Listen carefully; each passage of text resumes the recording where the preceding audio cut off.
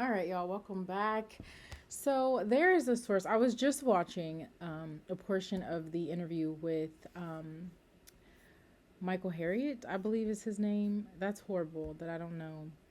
The author, yes, of Black AF History, the unwhitewashed story of America. Okay. And I'm super excited. I got access to this through my university, though I am definitely going to be purchasing a copy. And I'm really happy. I've been seeing this book, but I don't know. And I think I bookmarked it. Y'all know how I'll be going through resources. So I'm going to start delving into this. We're going to continue reading in the first resource for sure. But I really want to start reading into this because in this book, y'all, is thick. Ooh, it's thick like me. So I love it because it's comprehensive in a way and it centers all the right information. And it's going to be a great history lesson for me and a great way to really start framing the right perspective and understanding when it comes to the foundational Black American experience here in this American nation. And so, yeah, I'm going to start delving into this. So we're going to read it together for the first time. I'm kind of excited. And, I'll probably post one or two videos and then take a break because y'all know I got a lot of other stuff I got to take care of. But yeah, so let's delve into this, all right? Excuse me, y'all. Okay. Introduction. I don't know why I'm so excited. I love a new book, honey. Okay. I remember when I discovered America. Y'all let me know in the comments as well if you can hear me okay. Please. Please, please, please. It happened around 8 p.m. on November 4th, 1980. The night Ronald Reagan was elected president.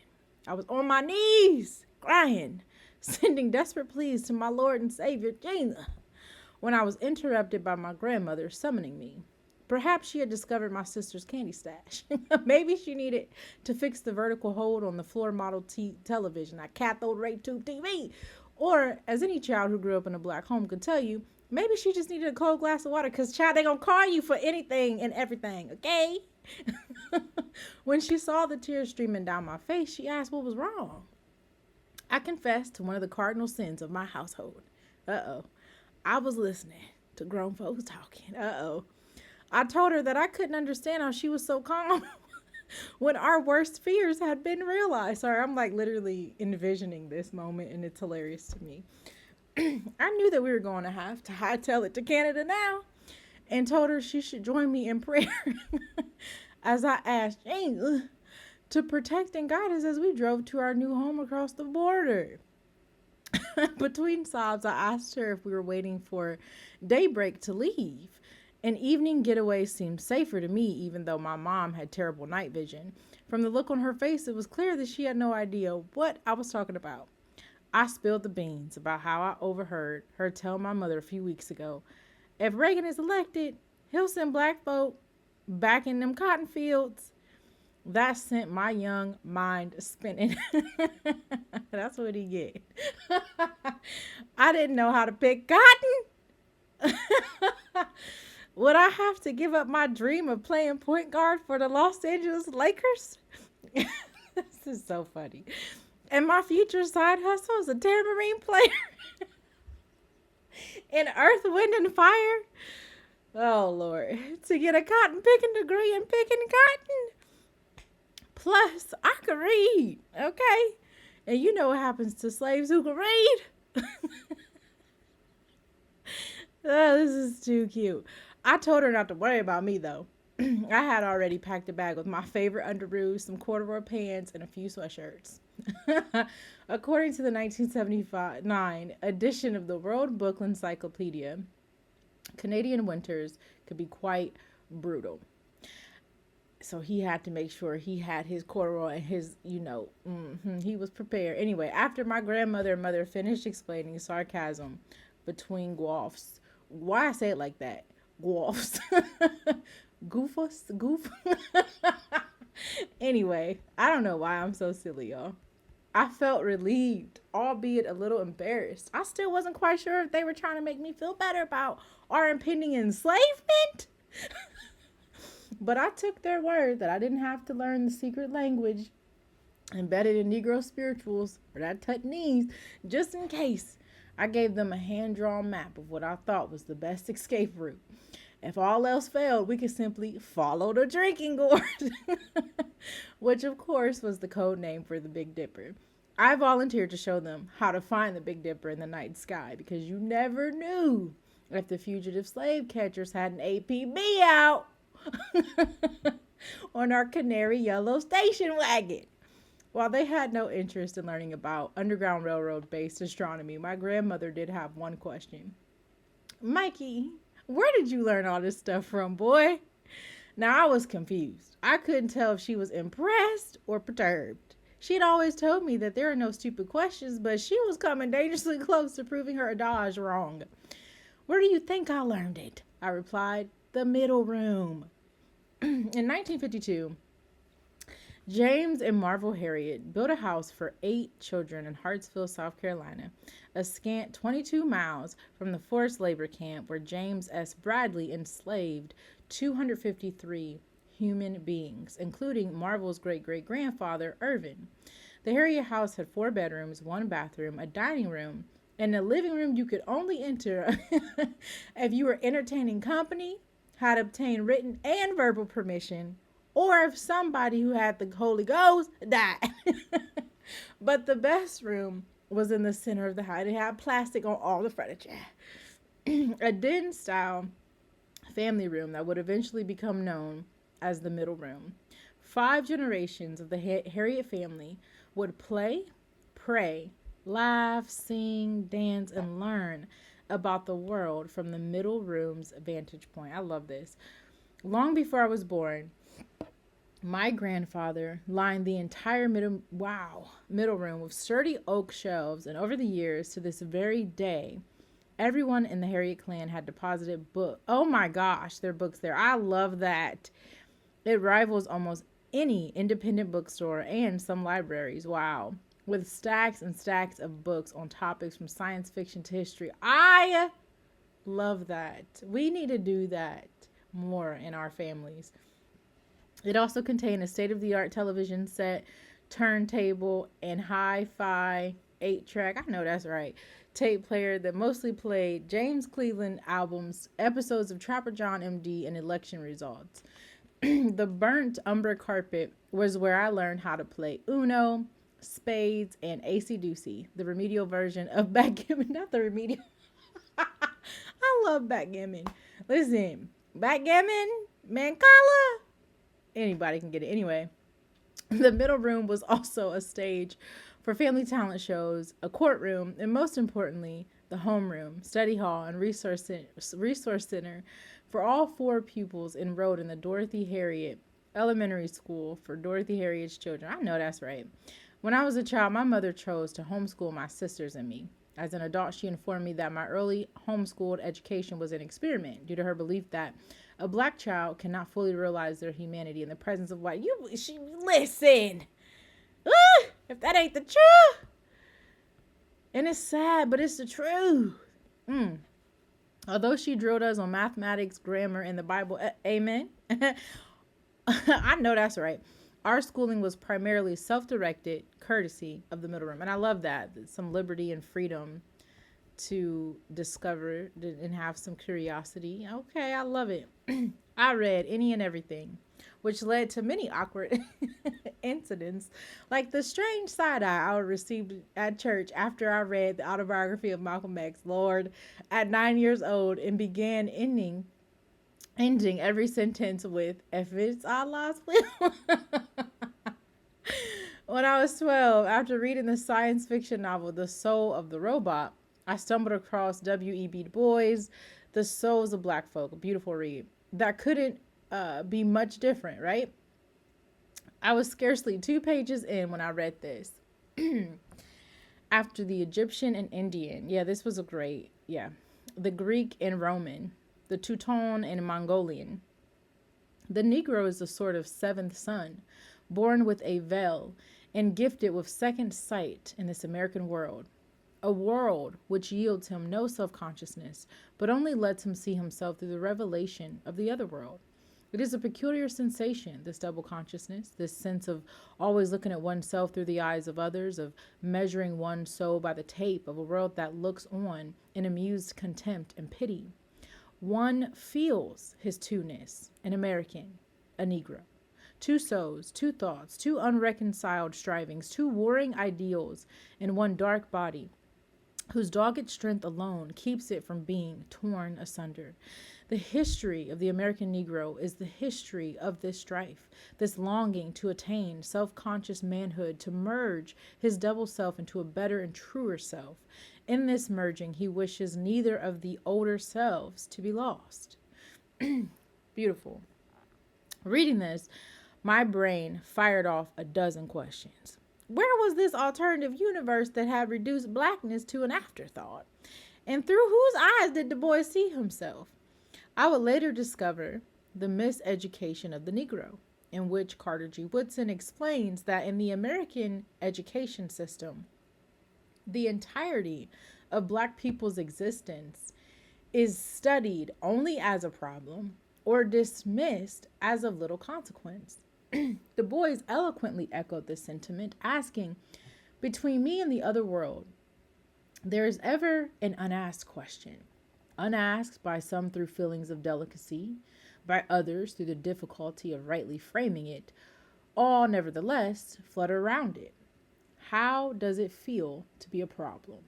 I eventually realized that my middle room education was the inverse of Woodson's miseducated Negro. My mother had reverse engineered a curriculum founded on the words and works of great thinkers like Dorothy B. Porter, Arturo Schomburg, Zora Neale Hurston, John Edward Bruce, all of whom in one way or another are manifestations of Du Bois' mission to manufacture a measuring tape. I am but a bastard child born with the privilege of wandering into an already constructed house that Du Bois built.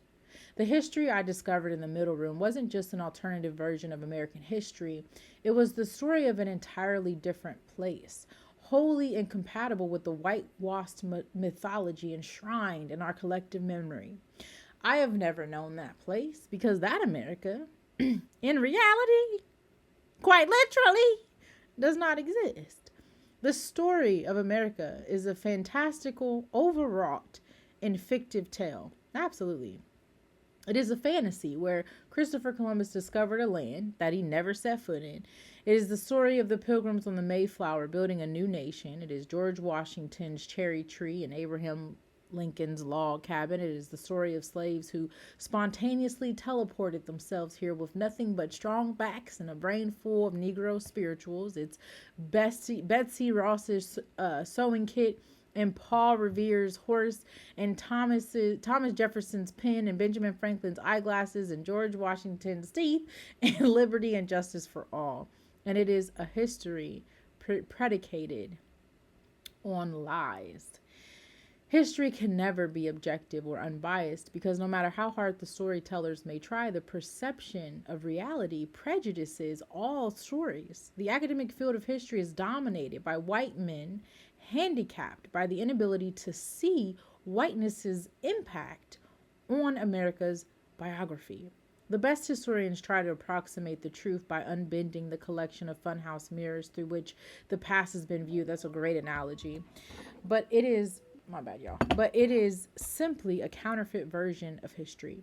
It is a fable that erases the reflection of an entire people to ensure that the mythology of the heroes' lives happily ever after, right? Them unsung heroes of conquest.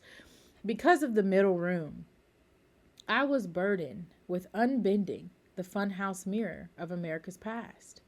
For me, the writings of Du Bois, Woodson, and other Black chroniclers of yesteryear were not counter-narratives to a blanched, whitewashed version of somewhat true story. For me, the America that existed in the middle room is the real America. In my education, we are the sun, and everything in the history of this nation's existence is simply rotating around the blackness, illuminating our universe. Come on now! Poet, come on now. Woo! When we are dead and all the things that ever were have turned to dust, We will not be history. We will be things that once were. A few of us, however, will have lived a life so notable that a white man might deem it worthy of bending his opposable thumb to register our existence into posterity. The best we can hope for is to become a part of white history, because American history is white history, except for this one. This history is black as I love it. Y'all, this is the introduction. We haven't even set foot into chapter 1.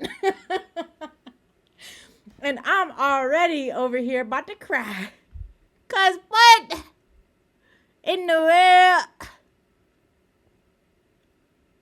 And don't tell me he had ADHD like me.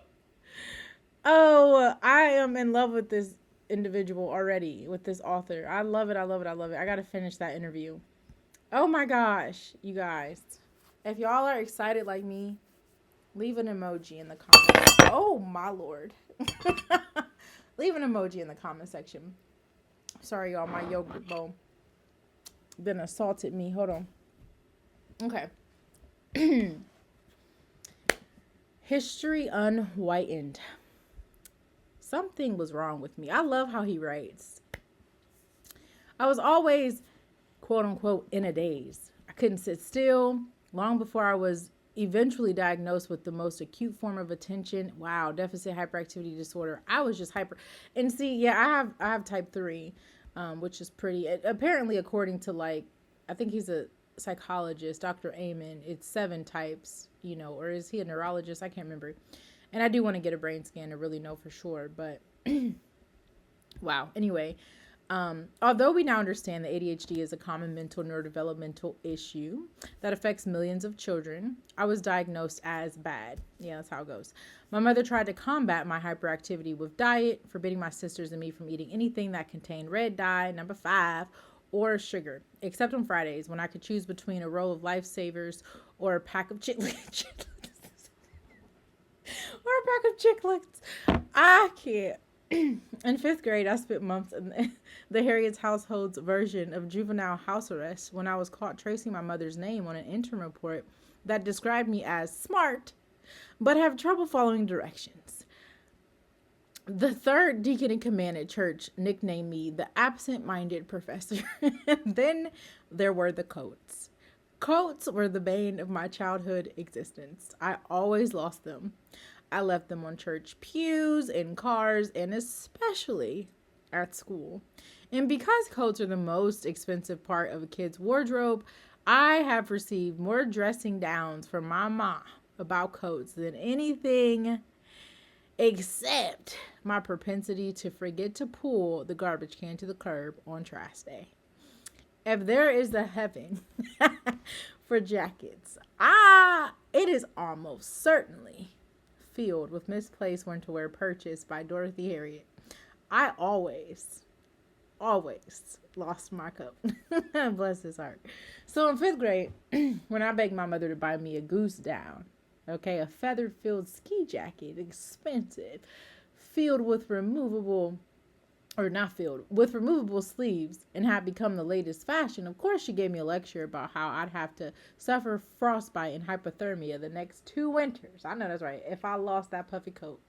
The day my mother bought that goose down from the Army Navy store was the second happiest day of my sartorial life, exceeded only by the parachute pants and Ghostbusters tee I received for my birthday a few years later. One day, I was walking home from elementary school, which required me to walk past the hangout spot where all the thugs cut school to smoke cigarettes and look at naked magazines. I was in one of my trademark dazes when the scent of menthol-laced smoke alerted me to the fact that I was being followed. By the time I tried to run, it was too late. This crew surrounded me and demanded I give up the goose down. Not the goose down! Lord, I thought of my mother's wrath. I thought of all the long-lost jackets from the past, from the bootleg members only to the Sears tough skin with corduroy sleeves. I thought of my mother's frostbite warning and the days in middle room solitary confinement in my future.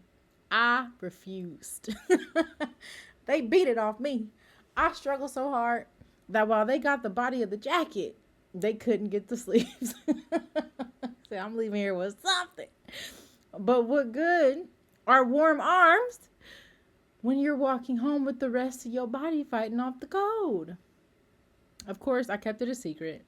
I wasn't embarrassed about the mugging as much as I was afraid of my mother's wrath when she realized that I no longer had the item on which she spent an entire $56. I knew she wouldn't buy the mugging story. I had to get it back before she found out. So instead of telling her that I'd been robbed, I told my two older cousins, Fred and Squeak, along with my best friend, James Bond. Did I read that right? Yeah. Okay. They were already in junior high. They probably knew the culprits. A few days later, I shivered home from school, avoiding the Newport shortcut. They yelled out to me to come over. They had found it. There, wearing my sleeveless goose down, was my next door neighbor. Oh, Lord, Freaky D. Freaky D wasn't big, but he was fearless. At 13, he was already smoking Mary Jane and drinking Colt 45. Apparently, he had been casing my goose down for months. Surrounded by my investigative squad, Freaky D swore that he had owned the coat. This is so hilarious to me, y'all, because growing up with my mother and all her brothers and my aunts and just different people coming up in this era, like in the 60s or whatever, the things that they went through and the stuff that they got caught up in as kids really is like a movie. It is hilarious to me. It is so funny. Oh my gosh. Freaky D swore that he had owned the coat. Nah, this mine for over a year. His friends whom I recognized as the muggers backed him up. Of course, they corroborated his story, insisting that he had had the coat for over a year. After a few minutes of interrogation, Double O, Fred, and Squeak brought his story and let him go. As they walked away, Freaky D let me know it wasn't over. "I'm going to remember this, Mikey," he yelled. "Freaky D don't steal." The next morning, I was called into the principal's office. Sitting there was my mother, along with Freaky D and vice principal of the Hartsville Junior High School. With tears in his eyes, Freaky D Lord recounted how I had masterminded the plot to convince my friends to steal his jacket. As illogical and preposterous as it sounded to me, to the jury in the principal's office, Freaky D's testimony was perfectly plausible, because tears were involved. That's a mess. I vehemently objected to Freaky D's lie, explaining that there was no evidence for this wholly untrue story. He was the real jacket thief. Unbeknownst to me, Freaky D had proof, which was why my mother was summoned to the school. Wow, staring a hole into my soul, she reached into my book bag and pulled out the evidence that confirmed the true history of the goose down jacket, the sleeves of which matched perfectly. What you are about to read is a true story. The names have not been changed to protect the guilty. I know that's right. In most history books, America is colonized by European quote-unquote settlers. In chronicling this nation's past, historians recognize that the English, Dutch, Spanish, and French colonists were human beings with different backstories, cultures, and motivations. We know the political incentives, economic concerns, and social mores that explain away the theft, violence, and genocide they committed against the savage silhouettes that we are too unbothered to name. The people and cultures whose blood, water, the stolen landscapes are usually dehumanized by simply remaining anonymous. The stolen Africans are not Akan or Nawamwizi. They are just slaves. The various indigenous nations who were extinguished are never Ositi Sakoin or even Iroquois. They are just Indians, or at most Native Americans. Yet somehow the states and colonies that replace them have borders, legislatures, and distinguishable features. BlackAF History does not upset this timeline tradition of American scholarship. It uses the same scholarly conventions to which we have been accustomed to make sure the reader isn't disoriented by a new historical standard. This book recognizes that English, Dutch, Spanish, and French land thieves are just white people. I love it. You're going to flatten us, we're going to flatten you. While it may sometimes seem abrasive, confrontational, and even dismissive, this book recognizes that the only difference between a burglar and a settler is who writes the police reports. I know that's right. In fact, this book got me riled up. Oh, Lord. Like the Black Book. Oh, if you haven't read it, check it out. Forward by Toni Morrison. She also edited it as well. Great read. It will infuriate you, but I think every foundational Black American should own a copy of that, and this as well. Excuse me, y'all. In fact, the only difference between the BlackAF version of history and the American story is customarily recounted is that whiteness is not the center of the universe around which everything else revolves. While this book does not seek to deify whiteness, it also does not obfuscate hold on. It's okay. It's a big word. It's a big word. Let's look it up. No shame in our game. Okay, this is not our first language. To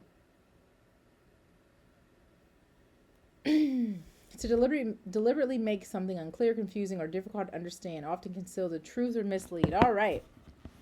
It also does not obfuscate the flaws of Black heroes. In this history, MLK Jr.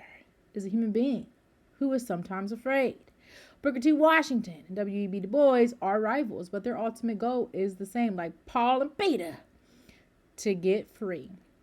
In this book, enslaved Africans are not victims. They are warriors from the Ashanti Kingdom and the founding fathers of the Gullah culture and creators of America's first democracy.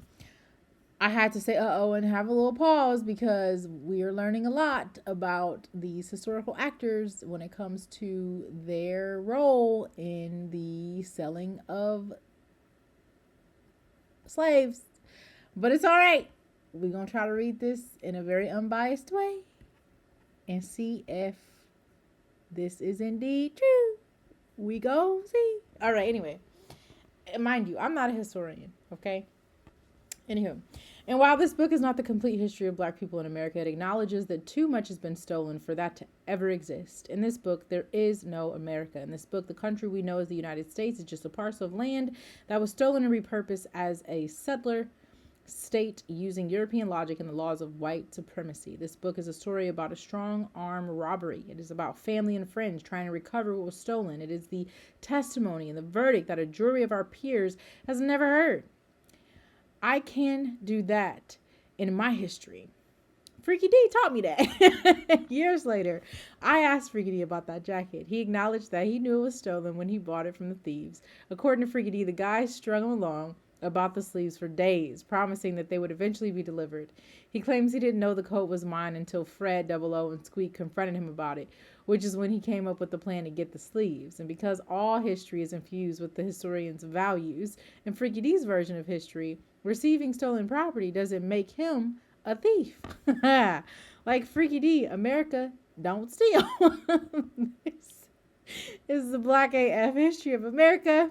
This book is the sleeves. When I tell you this was brilliantly written, oh my gosh. The comedic timing, moments of seriousness, tying in of the different allegory, oh, come on, y'all. Loved it. Loved it. All right. I'm going to stop this here and then we'll jump into the first chapter.